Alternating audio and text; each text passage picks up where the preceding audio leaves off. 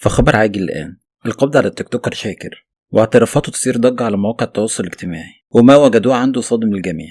ألقت الأجهزة الأمنية القبض على صانع المحتوى التيك توكر المعروف باسم شاكر بعد ورود عدة بلاغات تتهمه بنشر محتوى يسيء للقيم والمبادئ الأسرية على مواقع التواصل الاجتماعي، وخاصة من خلال الفيديوهات المثيرة للجدل اللي كان بينشرها باستمرار بغرض جذب مشاهدات وتحقيق الأرباح. وجاءت عملية الضبط بعد تقنين الإجراءات القانونية، حيث تمكنت القوات من مداهمة محل إقامة شاكر بمحافظة القاهرة، وتم القبض عليه برفقة مدير أعماله السعدني، وأثر بحوزتهما على سلاح ناري غير مرخص بالإضافة لكمية من المخدرات. وأثبتت التحقيقات أن المواد المخدرة كانت معدة بغرض التعاطي. وخلال مواجهته من قبل الجهات الأمنية، أقر شاكر بحثه للسلاح الناري والمخدرات، وأكد أن المواد المخدرة كانت بغرض التعاطي فقط وليس الإتجار.